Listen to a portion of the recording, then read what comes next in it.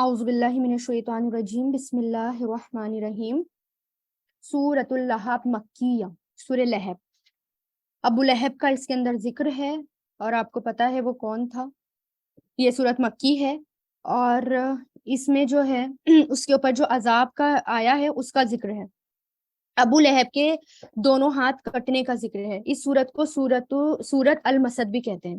جب آپ صلی اللہ علیہ وسلم کو حکم ہوا کہ اپنے رشتہ داروں کو تبلیغ کرو تو آپ نے صفا پہاڑی پر چڑھ کر یا صباحا کی آواز لگائی۔ اس طرح کی آواز خطرے کی علامت سمجھی جاتی تھی، یعنی جب خطرہ ہوتا تھا نا تو ایسی آواز لگاتے تھے یا صباحا، تو سب جمع ہو جاتے تھے اور ان کو لگتا تھا کہ یہ خطرہ ہے، تو اس آواز پر لوگ جمع ہو گئے۔ آپ نے فرمایا ذرا بتاؤ، سب نے فرمایا ذرا بتاؤ، اگر میں تمہیں، یعنی پھر رسول اللہ نے کہا کہ اگر میں تمہیں خبر دوں کہ اس پہاڑ کی پشت پر پیچھے ایک گھڑ سوار لشکر ہے اور تم پر حملہ کرنا چاہتا ہے تو تم میری تصدیق کرو گے، یعنی میری بات مانو گے؟ انہوں نے کہا کیوں نہیں، ہم نے کبھی آپ کو جھوٹا نہیں پایا۔ آپ نے فرمایا تو میں تمہیں ایک بڑے عذاب سے ڈرانے آیا ہوں، اگر تم کفر اور شرک میں مبتلا رہے تو انجام اچھا نہیں ہوگا۔ یہ سن کر ابو لہب نے کہا تھا تب بلک، یعنی تیرے لیے ہلاکت ہے، تو نے ہمیں اس لیے جمع کیا۔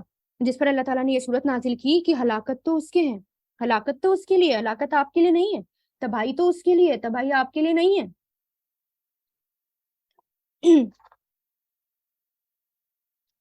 تو پھر دیکھیں کہ جو ابو لہب تھا وہ آپ صلی اللہ علیہ وسلم کا سگا چچا تھا اور اس کا اصل نام عبد العزہ تھا۔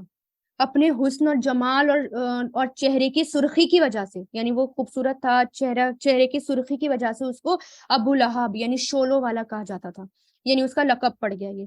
جب آپ صلی اللہ علیہ وسلم نے دین کی علانیہ دعوت کی شروعات کی تو سب قبیلے آپ کے مخالف ہو گئے، یہاں تک کہ بنو ہاشم، بنو مطلب نہ صرف آپ کی مخالفت سے باز رہے بلکہ خلم خلا آپ کی جو ہے وہ آپ کے خلاف دشمنی کرتے تھے۔ یعنی کچھ لوگ تو یہ تھا کہ آپ کی حمایت کرتے تھے، لیکن ابو لہب نے بنو ہاشم میں ہونے کے باوجود آپ کی سخت مخالفت کی۔ یعنی بنو ہاشم اور بنو مطلب تو آپ کی حمایت کرتے تھے، لیکن ابو لہب بنو ہاشم کے ہونے کے باوجود بھی آپ کی سخت مخالفت کرتا تھا، اور صفا والے دن آپ کو یہاں تک کہا کہ آپ ہلاک ہو جائیں۔ اس پر اللہ تعالیٰ نے اسے یوں بد دعا دی کہ ابو لہب کے دونوں ہاتھ ٹوٹ جائیں۔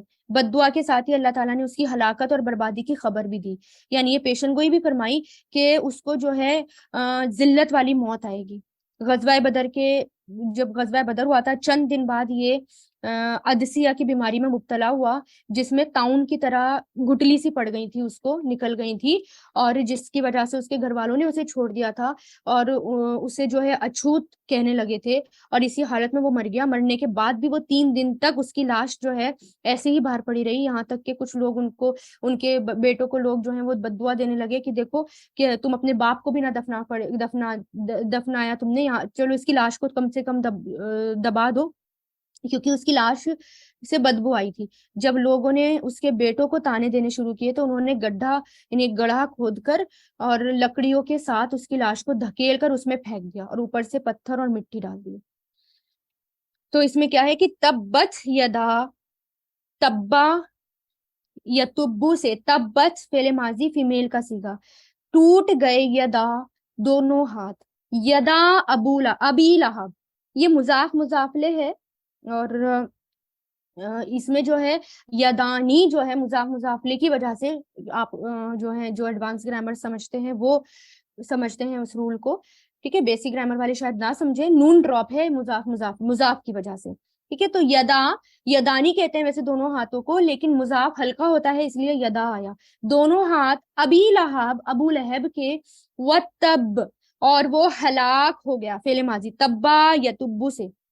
ہاتھوں کا ٹوٹنا سمبل ہے مقصد میں ناکام ہونے کا، یعنی اس کے دونوں ہاتھ ٹوٹ گئے۔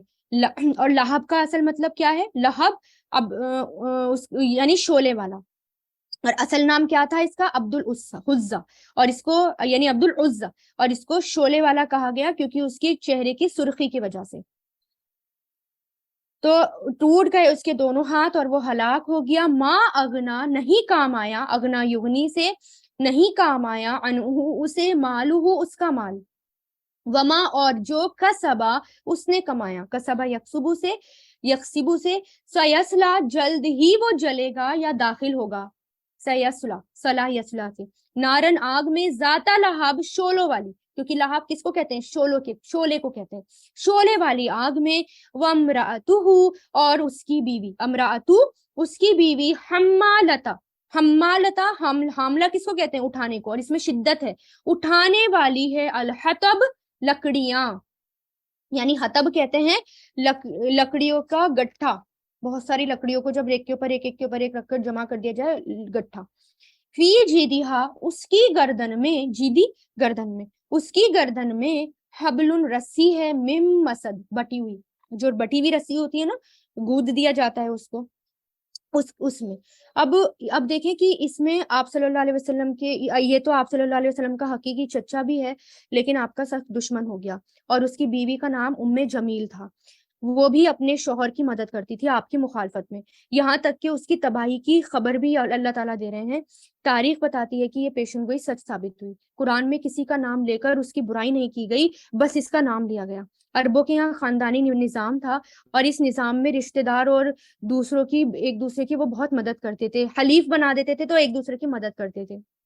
अबू लहाब को वहां के निजाम के मुताबिक आपकी किफालत करनी थी, यानी आप सल्लल्लाहु अलैहि वसल्लम, क्योंकि वो जो है कबीला था बनु कुरैश बनु हाशिम, तो इस निजाम के अकॉर्डिंग, उस रूल के अकॉर्डिंग आप सल्लल्लाहु अलैहि वसल्लम की किफालत करनी थी, लेकिन अबू तालिब आखिरी दम तक आपके साथ रहे, उसने किसी भी मौके पर आपकी कोई हमदर्दी नहीं की, अरब की रिवायतों को भी उसने पामाल कर दिया, हर तरह से बद अखलाकी का सबूत दिया। कहते हैं कि उसने जंग बदर में भी हिस्सा नहीं लिया, किसी शख्स ने उसका कर्जा देना था तो उसने कहा कि तुम्हें मेरा कर्जा देना है, अगर देना है तो दो, अभी दो, अगर नहीं दे सकते तो जाओ मेरे जगह तुम जाओ, और तुम अबू सुफियान के लश्कर में शामिल हो जाओ और मुसलमानों से लड़ो, और अपने लोगों से वफादार, वो अपने लोगों का भी एक तरह से वफादार नहीं था, यानी लड़ने खुद नहीं गया, किसको भेजा, अपने गुलाम को। कहते हैं कि उसके बाद ये बीमार पड़ गया, और उसको, जैसे कि मैंने अभी बताया, अदसा की बीमारी हो गई, जिसमें जो है उसको गिल्टी आ गई ताउन की तरह, उससे उसकी मौत आ गई, उसके जिस्म में बदबू और जख्म, यानी कोई उसके करीब नहीं जाता था, और फिर गड्ढा खोद कर उसको दबाया गया। और फिर और आखिरत के अजाब का भी, जैसे कि उसकी बीवी जो है यहाँ पर उसकी मदद करती थी, और हर तरह से, एक तरह से आप सल्लल्लाहु अलैहि वसल्लम की जासूसी करती थी, और सताने के लिए अपने शौहर की मदद करती थी। उसको पता रहता था कि आप सल्लल्लाहु अलैहि वसल्लम कहाँ जा रहे हैं, कहाँ नहीं जा रहे हैं, है ना। और और जब रसूलुल्लाह तहज्जुद के वक्त घर से बाहर निकलते, कभी कभी ऐसा करती कि कांटे या झाड़ियां लाकर रसूलुल्लाह के दरवाजे में डाल देती थी, यानी इंतहाई दर्जे की जो है वो उसने भी आप सल्लल्लाहु अलैहि वसल्लम के साथ मुखालफत की।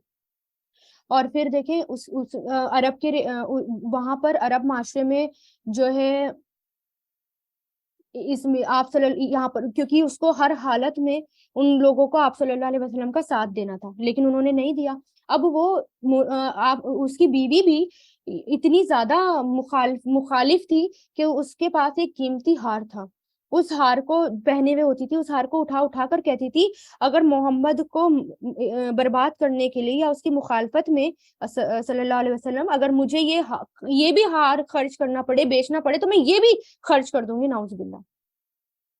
तो उसका भी अजाब बताया जा रहा है, यहाँ पर भी उसकी मौत का बताया जा रहा है कि उसकी मौत भी कैसे हुई। उसकी बीवी उम्मे जमील तकलीफ पहुंचाने में, क्योंकि हर वक्त आगे रहती थी, हर वक्त साथ देती थी, तो जब वो कुछ लेने जा रही थी, झाड़ियां वगैरह इकट्ठी करने जा रही थी, जब उसने गठरा जो है, रस्सी का गठरा जो है अपने सर पर रखा, तो वही जो है पीछे को गिर गया, और रस्सी उसके गर्दन में फंस गई, और इस तरह उसकी मौत हो गई। तो और आखिरत में भी क्या है कि जैसे वो यहाँ पर अपने शौहर की मदद करती थी, आखिरत में अपने शौहर की आग को वो क्या करेगी, भड़काएगी। नबुवत से पहले आप सल्लल्लाहु अलैहि वसल्लम की दो बेटियां, हजरत रुकैया और उम्मे कुलसुम का निकाह अबू लहब के दो बेटे उतैबा और उतबा से हुआ था। उतैबा का निकाह कुलसुम से, और उतबा का हजरत रुकैया से। تو اپنے بیٹے سے اس نے کہا کہ میرا تم سے ملنا جلنا حرام ہے جب تک کہ تم آپ صلی اللہ علیہ وسلم کی بیٹیوں کو طلاق نہ دو. تو دونوں نے طلاق دے دی. اتیبہ تو جہالت میں اس حد تک آگے بڑھ گیا تھا کہ اس نے ایک دفعہ آپ صلی اللہ علیہ وسلم کے منہ پر آ کر کہا تھا کہ میں نے تمہاری بیٹی کو طلاق دے دی. آپ کے دل سے اس کے لیے بد دعا نکلی. آپ نے فرمایا یا اللہ اس پر اپنے کتوں میں سے ایک کتے کو مسلط کر دے. اس کے بعد یہ اپنے باپ کے ساتھ تجارت میں گیا تھا ملک شام کے سفر میں، اور رات کو راستے میں کہیں پڑاؤ ڈالا، اور ابو لہب کو فکر تھی کہ محمد کی بد دعا قبول نہ ہو جائے صلی اللہ علیہ وسلم، تو بہت حفاظت کے ساتھ سارے قافلے کے بالکل سینٹر میں اس کو سلایا. لیکن رات کو ایک شیر آیا اور قافلے کے اندر جا کر اس کے بیٹے کو پھاڑ کھایا. اور یہ بیٹیاں ایک کے بعد ایک حضرت عثمان غنی کے نکاح میں آئیں، اس لیے ان کو ذن نورین کا لقب دیا گیا. ٹھیک ہے. اور حمالۃ الحطب کا جو لفظ ہے عربوں میں محاورے کی طرح استعمال ہوتا ہے، چگل خور کے لیے بھی لفظ بولا جاتا ہے. 2-3 دن تک آپ نے جب تہجد کی نماز نہیں پڑھی تھی تو اس نے کہا تھا کہ مجھے لگتا ہے کہ آپ کے شیطان نے آپ کو چھوڑ دیا. وہ سارا دن آپ کی ہر موومنٹ پر نظر رکھتی تھی نا. اور مسد کس کو کہتے ہیں؟ لوہے کے تار سے بنی ہوئی رسی، مضبوط رسی. اور لوگوں کو وہ لوگوں کو اکساتی تھی کہ آپ کی مخالفت پر، یعنی آپ کی مخالفت کرو. تو لوگوں کو یعنی ہر طریقے سے دوسروں کو اکسایا کرتی تھی. تو ایک روایت میں یہ بھی آتا ہے کہ اس کے سر پر کانٹوں اور لکڑیوں کا گٹھا تھا. راستے میں تھک گئی، اس گٹھے کو پتھر پر ٹکا کر اس کے سہارے بیٹھ گئی. جب چلنے لگی تو اس رسی کا جس سے گٹھر بندھا ہوا تھا، بندھا اس کے گردن میں پھنس گیا اور گٹھا پیٹھ کی طرف جا لٹکا، جس سے ایک طرح سے وہ پھانسی کی طرح بن گیا اور وہ تڑپ تڑپ کر وہیں پر ہی ہلاک ہو گئی. استغفر اللہ.